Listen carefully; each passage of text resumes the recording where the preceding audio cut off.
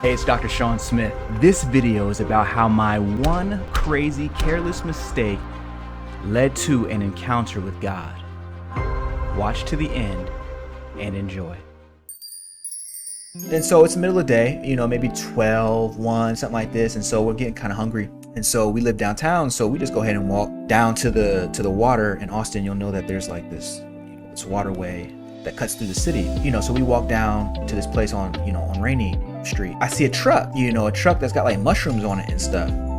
I'm not a drug person. I don't do drugs. I don't do mushrooms and all this other stuff. But I went to the truck and I was like, let me just get some, I was looking for some like CBD oil. You know what I'm saying? I do, a little bit of CBD oil or whatever. It's my birthday, you know what I'm saying? Go nuts. Whatever. It's like having, a drink of alcohol or something like this. It's not meant to take you to another level and another place, right? And so we're at this truck and the lady keeps telling me, oh yeah, we got CBD oil and yeah, we also got some mushrooms over here too.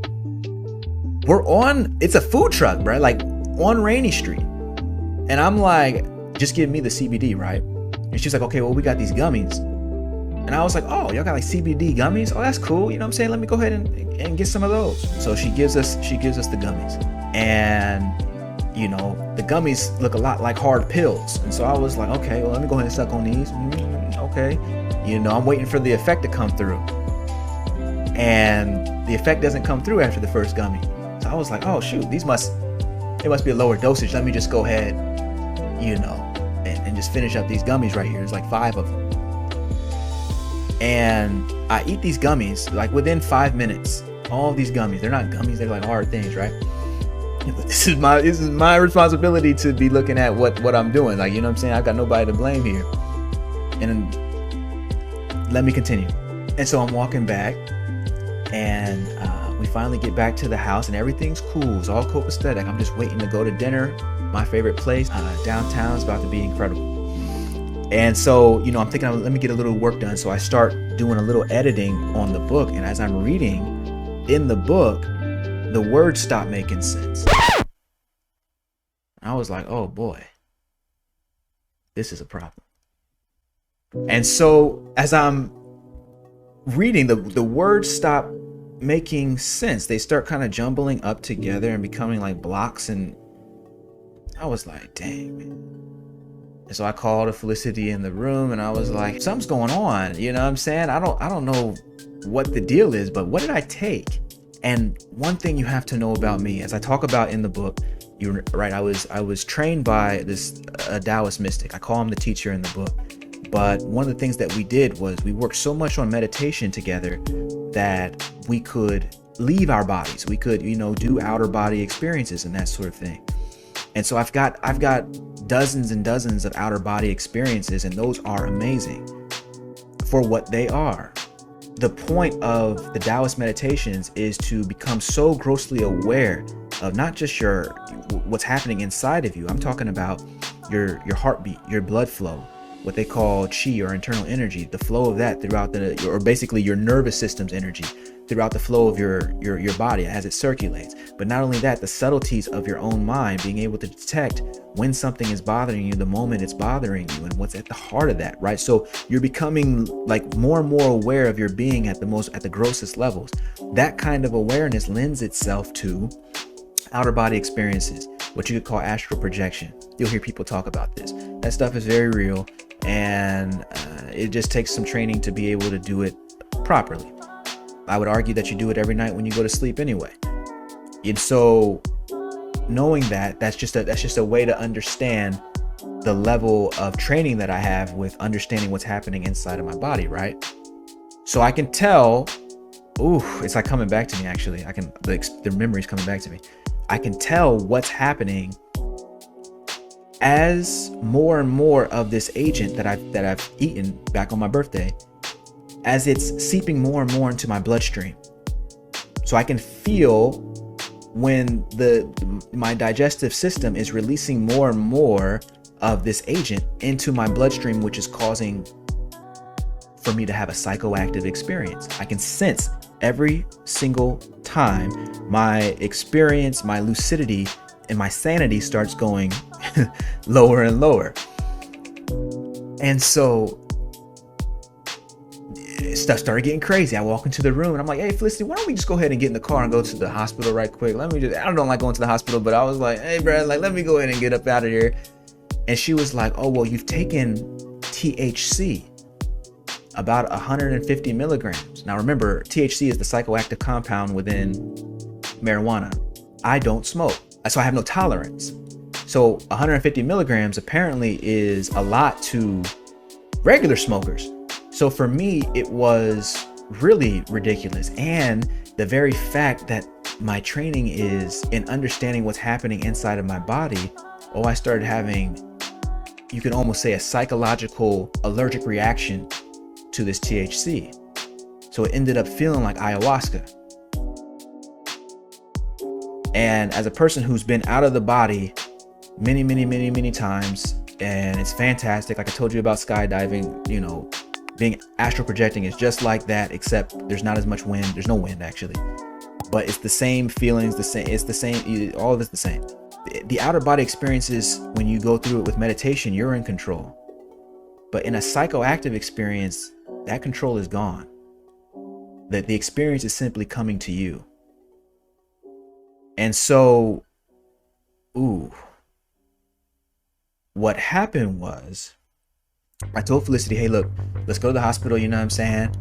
And she was like, listen, you took some THC, and one of the side effects is paranoia. And once she said that, she was like, so I'm not going to take you to the hospital.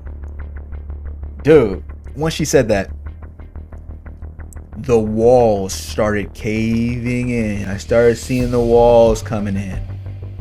And at that point, I was like, ooh, boy. It would be one thing if I had asked for the experience, signed up for the experience, you know what I'm saying? It's another thing that just by my own folly, I had ingested something I didn't. You're not supposed to take all those gummies at one time, right? So it's like you're getting hit with this over and over again, right? So anyway, the walls are coming in, and I was like, all right, if you're not gonna take me, I gotta take myself. So I start walking toward the door, and by the way, I'm like taking off clothing, like, you know what I'm saying? Because if the walls are closing in, I'm like, I don't want to feel restricted, right? So I'm taking off clothing, and so I'm dang near in my drawers by the door. This is like, getting to be too TMI, but it's all good because it has a point at the end. And Felicity's like, listen, you have to trust me. It's gonna be all right, right? And so for whatever reason, I'm about to walk out the front door, and I'm ready to like get out the front door by any means necessary, right? Because I'm freaking out.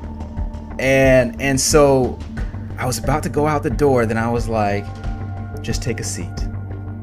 And so I have a seat on my couch, and one of the things that happens is, and this is so crazy, like, as I sit on the couch, if I close my eyes, I'm in this, it's an outer body experience, but it's an internal body. It's an inner body sort of experience where I can see all of these realities shifting, constantly folding into one another. I can see and feel dying 1,000 times, maybe 1,000,000 times, right? All kinds of explosions, just almost like these violent, it was insane inside, right? And then if I open my eyes, like I'm in the regular room, but there's like a weird red tint to the room. So I would be able to be, if I had tried to come on live that night, I would have been able to be here, but it would have been looking weird. And so I'm in this situation, and I was like, yo, this feels like the dark night of the soul. We're about to, like, whatever, we had to cancel dinner. Whatever you wanted to have happen to you, whatever you wanted to do tonight, God has seen that this other experience is here, and you're gonna have to go through it. And we don't. And the thing is that with this with this psychoactive compound, you don't know when it's going to cycle through your body, but every so often, every 20 minutes, I could feel myself moving lower and lower into greater and greater depths of psychosis. So I'm having a panic attack and a psychotic episode at the same time. And so I was like, yo, this is outrageous. If I try to get, some rest or close my eyes, I would just see this light show just, it was like a ball of light just pulsing. And if I tried to think of somebody that I loved, I wouldn't just see that person one time, I'd see them 1,000 times, and every single version of them is a different version. One of those versions is a nice person, the other person is not a nice person, is an unkind person, right? And each one of these people are saying things, and so I'm like, oh my gosh, I'm just getting overwhelmed, right? And I'm like, yo, this is outrageous. Like, what am I gonna do here? And then all of a sudden, like, I started thinking about love. You see that? I started thinking about love.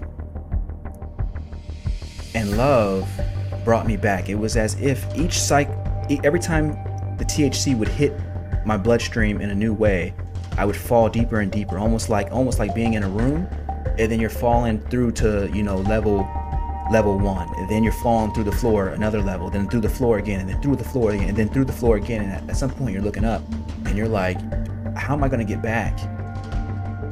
And there was only one way to do it. I had to start sending love to every single negative thought that I was having, and that love brought me back. So at the height, or would you say at the depth of all of that psychotic experience, once I was there, I started sending love. You'll remember a few weeks ago, I told you about being in a martial arts situation where I was grappling with a guy, and I started sending him love in order to calm my mind down so that I could make the necessary movements in order to adjust the situation to what I needed it to be. And so, for some reason, that same memory had come back to me of the martial arts situation. And I realized that there was only one technique. Remember that old man that told me, in judo years ago, he was like, yo, there's only one technique, and that's awareness. But remember, awareness, love, inner peace, happiness, sat, chit, ananda, they're all one thing. They're just different names for one unitary substance that we could call God. And so, as he's saying this, it started applying to me. 10 years, 12 years, 14 years, I've been doing that, and that martial art, and all of these components started coming up, and it was like, there's only one technique. There was only one technique, and it was love. And so, as I'm sitting there at the height of this psychosis, I was like, okay, yo, just love every situation. Felicity would say something, and inside of me there would be anger and all kinds of, you don't understand, and this is not, and this is that, and then I just started saying, whatever you say, love. She would say something, I would say, whatever you say, love. I want to fight her in my mind, but whatever you say, love. And all of a sudden, the emotions, they calmed themselves, they cleared themselves out. And when my mind began to think in terms, I started seeing those people again, all those 1,000 faces of the same person. It could be my mom, the same person all over the place. One of them kind, one of them jealous, one of them upset, one of them happy, one of them, scared, one of them, all these different faces. Send them love. Love, love, love, love, love, love, love. If you get, matter of fact, Felicity, you could put in the chat, like, how many times did I say love, love, love, love, love, love, love, love, love? Because she's sitting there right by me the whole time. Love, love, love, love, love. I kept saying love as an affirmation because I had to be able to ground myself in that which could not be corrupted. And out of that experience, a few insights that I had to write down came to me. And it was like, love is the unassailable weapon. If you want to be free, love is your unassailable weapon. It has no point of attack. You cannot have love and fear at the same time, and so it cannot be corrupted. Love, love, love, love, love, love, love, love, love, love. That was my affirmation. And it brought me back to a level of sanity, even at the heart of this psychotic event. At the heart of it. Felicity says, too many to count. Love, love, love, love, love, love, love, love, love, love. She's saying too many to count. She's got a smiling face and an emoji like love, love, love, love, love, love, love, love. And I started seeing that, there would be these moments where my body would kind of freeze in these weird positions. Like my body would like freeze in these weird positions. And out of that, one of my gifts is the ability to take the transcendent, take what God gives me and say it. But in that state of mind, the floodgates to God are so open that when I'm talking, I can provide no context. So it all comes out as love, love, love, love, love, love, love, love, love. Love is the unassailable weapon. Love is the unassailable weapon. Love is the unassailable. It all comes out as some weird, almost like gibberish. The awareness, I'm watching myself do this. So I'm aware, I'm watching myself do this, but I'm also watching that my body doesn't move. It was as if my body got frozen into these positions. You've seen people strung out on coke, on drugs on the street, and they're, sometimes they'll be in these weird positions. And I'm telling you, it was as if my body had forgotten any other way to be. It was as if it had forgotten any other way to be. And so once awareness comes back and notices that I've kind of been frozen in one position for 20 minutes, 10 minutes, 15 minutes, whatever it is, okay, then I could relax. But without that love situation, that's a tough one, because in that kind of psychotic episode, you can look at someone that you love. I could look at Felicity and I could say, oh man, Felicity, there's something on you. This body is keeping you trapped. I've got to liberate you from it. Right? My very capacity to love this person made me want to do things to this person that would have injured her. Because I'm trying to get that spirit out. I want to get her good spirit out. Notice what I'm saying. Your reasoning capacity does not disappear. Your reasoning is simply applied based on a faulty premise. Right? Your reasoning is based on a faulty interpretation of reality, and therefore, what you think you're seeing, you are not seeing. How would you ever keep it straight? What you think you're seeing in that psychotic event, what you think you're seeing, you're not seeing. And so you're applying your reasoning based off of what you're seeing. Had I continued to do that, I might have hurt Felicity. I might have said, oh man, you've got such a pure heart. I need to release that to the world. And it makes perfect sense in that situation. If I think that her body, her external shell is stopping her, yeah, it makes perfect sense. It's not that it doesn't make rational sense. It's that it's a rationality based off of a faulty premise, based off a faulty perception of what is being seen. Tell me what's the difference between being in that psychotic episode and being in normal everyday life where people are operating based only on what they're seeing. So as we get back to this, I'm thinking, okay, how did I stop myself from grabbing Felicity and trying to release her soul? Which is not funny, but I'm saying, I can really remember that being a part of the situation, part of what I wanted to do. Love, love, love, love, love, love, love. Let's love first and then see what you would do. In other words, send love even to your thoughts about what you need to do and then see what you would do. And that brought me back to sanity. It brought me back to, oh, I don't need to. We're good. That level of psychosis, that psychotic experience, that allowed me to see the value of conscious transformation technologies. Without that training, I don't know. I don't know what would have happened, but I do know this. Coming back to this feature of love, coming back to this component of love, there's one other piece. When I closed my eyes in that state, I saw, you could think of it as, I don't have any other way to say it. You could think of it as a globe. This globe, where the skin of the globe, if you could think about the world, right? You know how the ocean looks and the continents. Now imagine all of those things just vibrating super fast and vibrating as light and vibrating super fast in such a way that the difference between the continent and the water becomes indistinguishable. And it just becomes a pulsing ball of light, like, different parts. And if you go deeper into it, you see that this isn't just a pulsing ball of light, but that each one of these little pulsations is an entire reality coming and going, disappearing and coming and going, coming and going, coming and going.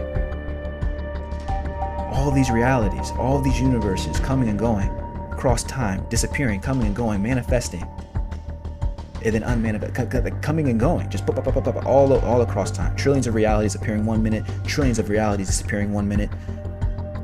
And the elements, when they dissolve, when a reality dissolves, its elements, its constitutive parts reintegrate over in a new reality, right? So it's a single ball, but it's constantly pulsating. It was like that. And I was like, oh, look, I'm looking at all of eternity. I'm looking at this is all of manifestation right here. This is everything. But all of that everything existed on this mount. There was something that was stable underneath it. So you could imagine a ball, like a snow globe, right? There's the globe, and then there's the thing that the snow globe sits on. That fount was love itself. And at that point, that's when I started breaking out into tears. I don't cry often. And so at this point, I'm like bawling, right? You know what I'm saying? Like, there's just all of manifestation existing on the mount of love. I'm not asking you to believe me. I'm saying all of manifestation existing on the mount of love. The exercise that we went through just a moment ago, we were talking about Sanaya Roman. What would you do were you not to help anyone? And I told you that love was the only thing that would matter. A part of you understands that to be true. It's the same thing with all of reality. Love is the only thing that matters. And then you have all of manifestation coming and going. Nothing that you create is going to last in physical form. You know that. The only thing that would matter is the love with which you created that thing. You understand? And so once I saw that, I was like, yo, how can I go back? I looked at Felicity one time, and I caught her eye and the way she looked at me. And I saw in her eyes, I saw God, her higher self. Breaking out into tears again. I was like, oh, I knew you were... What I call you, Felicity? I said, I knew you were the sage. I knew you were the sage.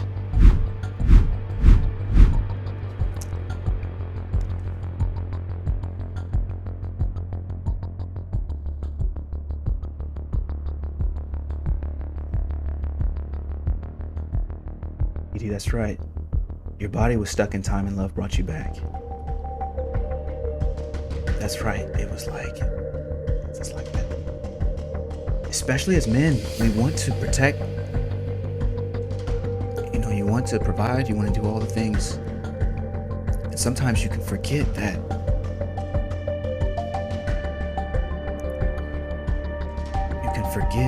at the core of the people that you want to protect and provide is a power that requires no protection.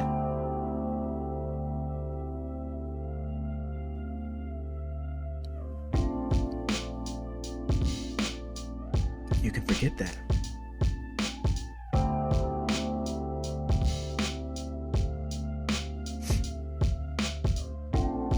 You can forget that. And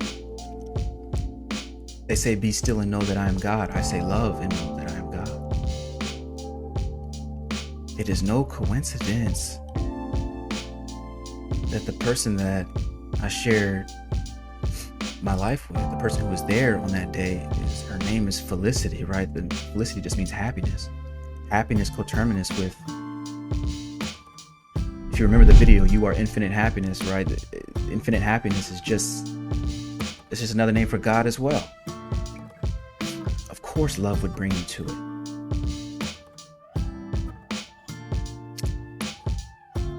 Of course, it would be by your side. Kabaya says, sending love your way just for sharing this powerful moment experience. Just like Kabaya, thank you for being love. And so,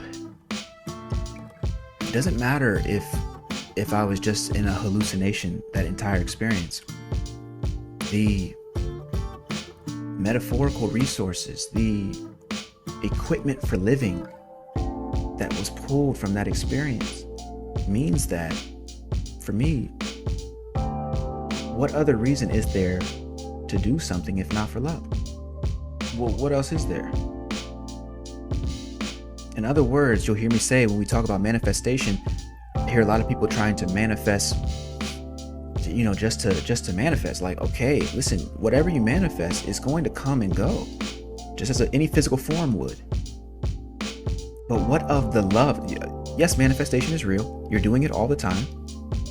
In fact, that ball that I was telling you about is just manifestation. It's just a bird's eye view of all the manifesting that's happening across all realities ever. That's what it's just represented as a graphic model. That's what it would look like. Represented as a model, that's what it would look like. Is that ball just pulsating of light, trillions of realities disappearing, appearing, disappearing, appearing, disappearing, appearing forever, reconstituting themselves, recycling themselves into new realities, other places. You understand? But the only thing that's stable is that mount, that love, that God. It is producing all of the things that are manifesting. Therefore, when you manifest from that place of love, you are very clearly mirroring God itself, mirroring the divine itself. Why? Because in this model I'm presenting you with now, that mount of love holds all of the manifesting that's ever going to happen across any dimension ever. It all comes from that love and all returns back to it. And so because of that, when we in our individual lives as human beings, as human forms, in the human form, manifest the reality we love, we are in that way holding up a mirror to reality itself. We are holding up a mirror to God itself and showing God what it looks like to be itself. This is destiny. This is completion.